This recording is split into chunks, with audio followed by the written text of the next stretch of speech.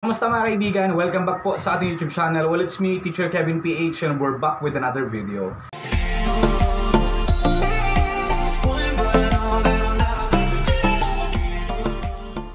So, kanina meron nag-message sa ating mga kaibigan, nagpapatulong siya kasi meron daw siyang hindi alam tungkol sa pag-edit, paglalagay ng signature sa isang PDF file. Although editable file to, pero hindi niya kabisado kung paano ilagay yung signature niya sa isang PDF file.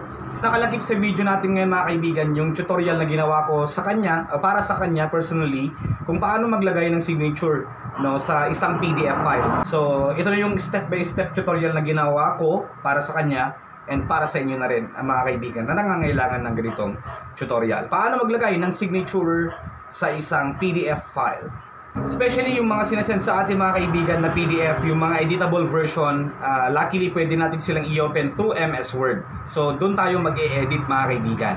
Siguraduhin nyo lamang po na meron kayong MS Word sa inyong mga laptop para magawa ninyo ito. Let's do this mga kaibigan. Signature naman po ma'am, isulat nyo po yung signature nyo sa isang bond paper. Halimbawa sa akin ganyan. And then picturean nyo po ito ma'am, itong portion kahit i-close up nyo na lang po siya. Then after that, i-transfer nyo po sa inyong laptop. Okay? Para yun po yung i-insert natin sa ating PDF file. Okay? So make sure din po ma'am na meron kayong MS Word. Gamitin na po natin mismo yung MS Word dito sa part na to.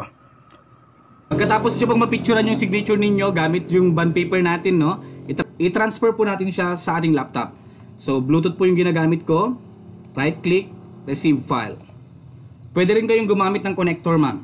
Okay? Connector, yung charging connector ninyo.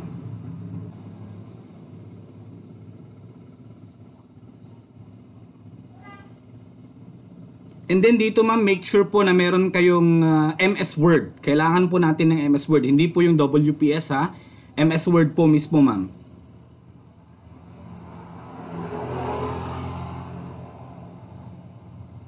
Yan, so na-receive na po natin. Finish ko lang. And then, itong PDF po natin, right-click, open with Microsoft Word. Depende po kung ano yung MS Word na naka-install sa inyo or MS Office. So, gagamitin ko po itong MS Word para ma-edit natin siya. And then, magpapakita po ito. I-click po natin ang OK. And then click po natin ang OK. Yan, para maging editable po siya. Kung meron kayong MS Word ma'am, pwede nyo nang i-direct na ganito. Okay? Scroll down po natin. At least dito pwede kayong mag-edit directly. Then sa signature, puntahan po natin. Yan, halimbawa dito. Insert po tayo, insert, pictures. Then hanapin po natin kung saan natin nilagay yung folder, yung picture na pinasa natin kanina. Sa akin, nasa videos po. Ito yon. Insert. Ito yun ma'am. Ngayon, ika-crop po natin siya ma'am. Click nyo yung picture mismo. Crop. So, i-crop po natin siya para lumiit siya.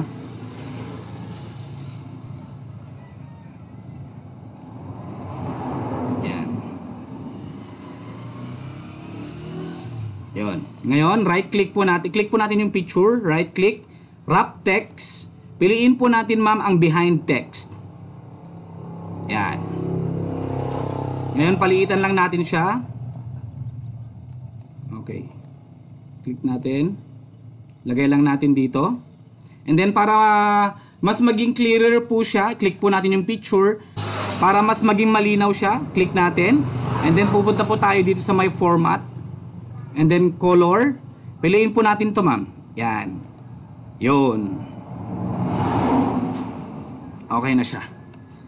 So, ganun lang kasimple ma'am. Then after this, isave nyo na naman. File. Save as. Browse. And then, lagay natin sa desktop din. Final copy.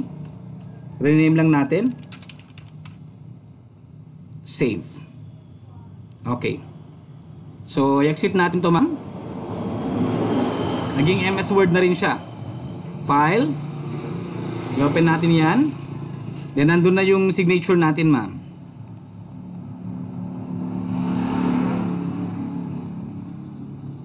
Ayan. Yan, nandyan na po yung signature natin.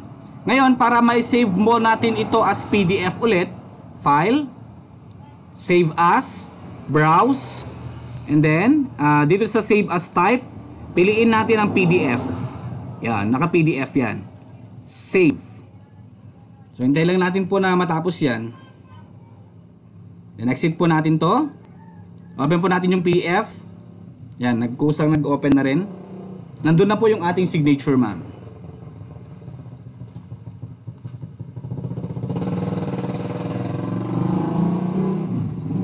Yan, nandun na po yung ating signature. Pwede na po natin siyang i-resend. Ganun lang po kasimple, ma'am.